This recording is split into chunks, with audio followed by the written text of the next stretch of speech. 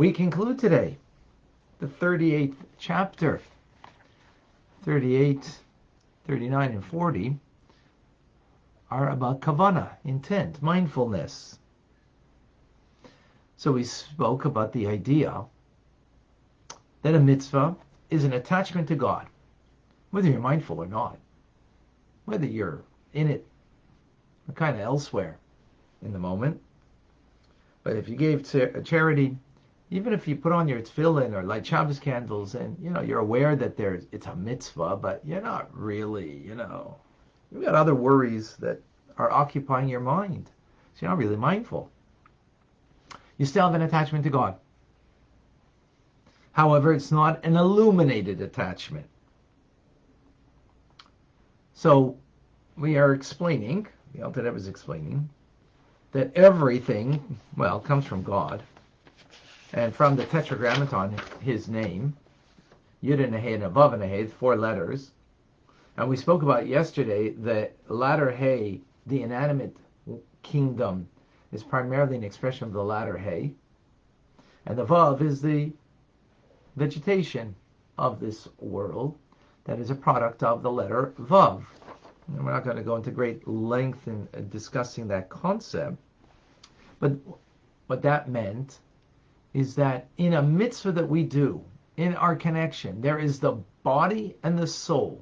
Everything has body and soul. Everything has matter and form. Everything has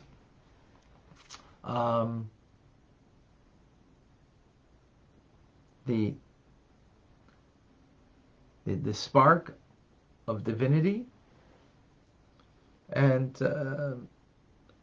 its materiality. So the term we're using here is body and soul. And what we said is that if you do a mitzvah, which has a bond, a connection to God, but is only that of the body of it. What does it mean, the body? It means you just did a physical act. But there's no soulfulness. There was no heart and mind that was engaged. So the body of the mitzvah you have, and we explained that in 2 aspects. The body has the physicality of it, the action of the body, and then there's the words or the thoughts that come together with it. So the latter Hey in God's name is the inanimate. So there's the inanimate action that a person does. In other words, it's just, something that you might do by rote.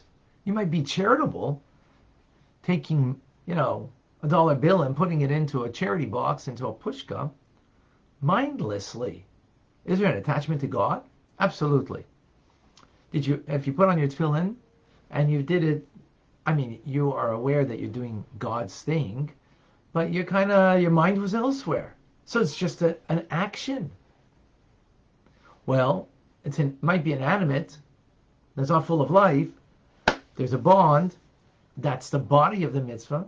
Or it might be that you're saying prayers and you're kind of just saying words, and you're talking to God, but sometimes does that happen? Someone's talking to you and you know that they're not really talking to you, maybe through you, above you, beyond you. They're not talking to you because their heart, their mind is elsewhere. Happens. I'm sure we're all guilty of that, right? So that's something without a soul. That's a body without a soul. And again, there is still an attachment. There's still a bond to God in that. But as we said, it's not illuminated. So that's what we learned till now. Now we're going to go into the 2 letters, the first 2 letters of God's name, Yud and a Hey. And that they represent now the next 2 qualities. The Alter Rebbe is going to go with the Yud first, which means the humanness. And the Hey is the animal kingdom. Now, both humans and animals, we could see soulfulness in them. There's vitality that's not like a rock or like this mug, right? Or I used to have a plant here, but because of COVID, I didn't take great care of it. I got to get another one. That's a good reminder to have it planned. So, actually, that was an excuse because of COVID. I got to take care of it, even if it was COVID. That was an excuse. A lame one. Anyways, so the Yud represents human. The Hay represents the former Hay, the animal kingdom. Both have a sense of vitality in them. They have soulfulness in them, as opposed to vegetation and the inanimate kingdom, right? That is more body beings rather than soulful beings, shall we say. Now, what does that mean over here? So the Alter Rebbe says, the first level that a person is discerning to know God and to reflect on his greatness. And from knowing God, you can create an understanding, a lofty fear of God. Fear meaning the presence of God, that God's real for you. It's not just an idea, not an abstract thing, but you really have a sense of God's presence, and that's what it means, the fear. And it might just be in your mind. And then also a love of God in your heart, which is the seat of the divine soul's emotions. And what's that going to create? A thirst for God. You want to cleave to him. You want to connect. How are you going to do that? Well, exactly what we're doing now. Study Torah and do mitzvahs. Why? Because Torah and mitzvahs are an extension of God. They're a part of God. They are one with him. And that it becomes the only way to actually cleave to him. So when you study Torah and you fulfill mitzvahs, and you're doing it with this kavanah, what's the kavanah? What's the intent over here? What's the mindfulness over here? Did you understand the greatness of the Torah study that you're engaged in right now? Or in the mitzvah that you will engage in after? Whether it's prayer, whether it's charity, whether Shabbos, whatever it is. So the Alter Rebbe says this is analogous, this kavanah, this is analogous to the soul of a human being. Why? Because the soul of a human being possesses intelligence and freedom of choice to choose to speak with wisdom or not, right? So this is the humanness. What's human? What's the difference, as we will now juxtapose, is that we're using our intelligence and freely choosing to use it, then rather than to know myself and to be obsessed with myself and to thinking about myself, I'm using my intelligence to know God. To know him in such a way that that knowing is now brought into my heart. It's brought into a real sense of God's presence, a love of God, that I want to attach myself to him through Torah mitzvahs. That's the first level. What's the second level? That a person, their understanding is too limited. Not only their understanding is too limited, that they can reflect on the greatness of God, or in their relationship with God, or God within the universe and as creator,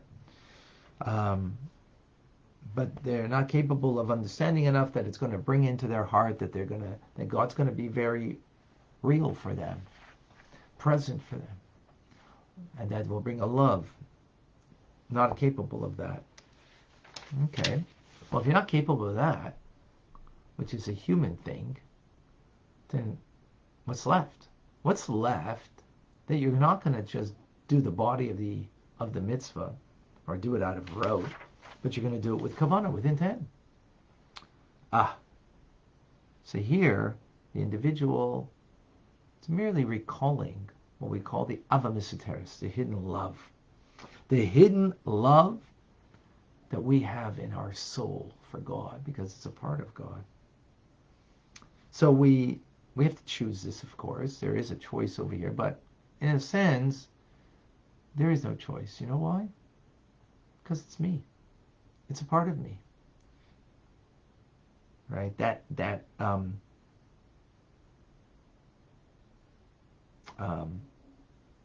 part of my soul that's connected to God. So all I'm doing is recalling it and then bringing it to mind that indeed I am connected. That is my reality in my soul. To such a degree that I would even surrender my life and suffer martyrdom in order not to betray my connection to God. Wow. Out of a true love for God. So the same thing is, I can do that true love not just to die for God, but to live for God through Torah mitzvahs, right? This is called a natural love. You didn't create this love, but it's natural to the soul that we have, the godly soul that we have. It is me. So what will that do when I arouse that part in me that is my deeper reality? So I'm going to accept God as God. He is in control. And I'm not going to rebel against him. I'm not going to rebel against him. That's kavanah. That's intent. It's something you didn't create. It's your natural habitat that you just recall and kind of reflect upon and kind of reveal that true thing, that true reality.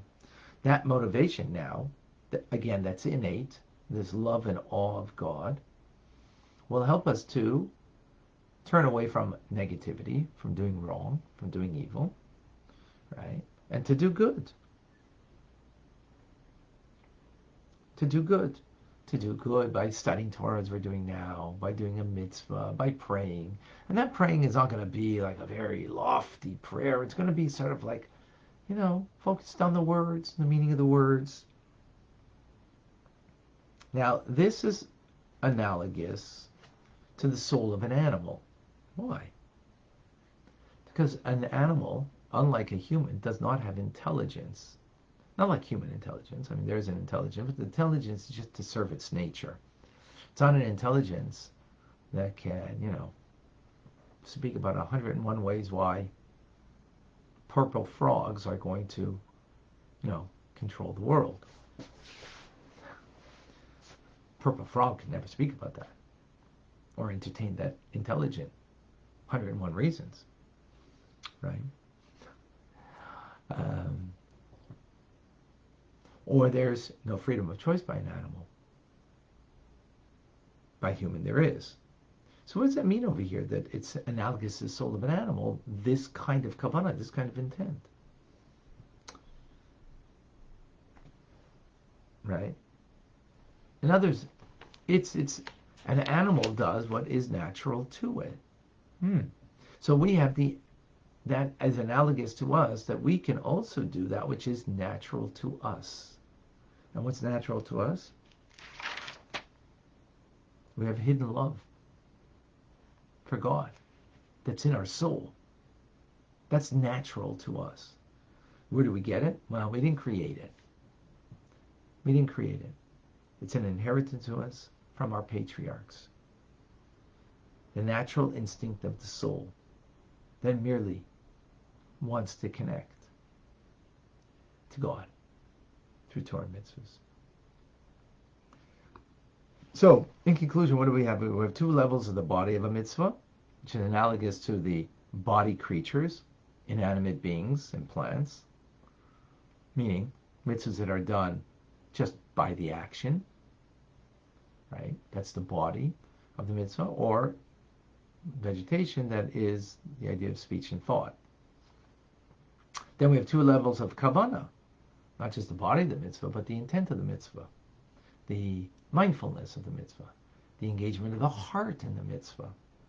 And that corresponds to two classes of soul creatures, animals and humans. Kavanah that's generated because of me. I generate that kavanah, right? I generate the awareness of God in my life, awareness of God in the world, my connection to God. I choose and use my intelligence to become aware of that, knowledgeable of it. Then it feeds my heart that I can have some kind of feeling of awe and love. That's, again, analogous to the human. And then there's kavanah that arises from a natural love and awe of God. Natural, just like an animal does what's natural. So here the idea of natural is a very kind of different kind of natural. But it's still natural to the habitat, to the, of the nature of the Jewish soul. And we don't create that reality. We naturally have it. It's instinctual to us. It's called the hidden love. It's within us. Yes, we have to recall it. We have to bring it to the surface. It's hidden. So we have to reveal it, but we're not creating it. We're not creating it. And therefore, those are the two ways of having kavanah. And with that, we conclude this chapter.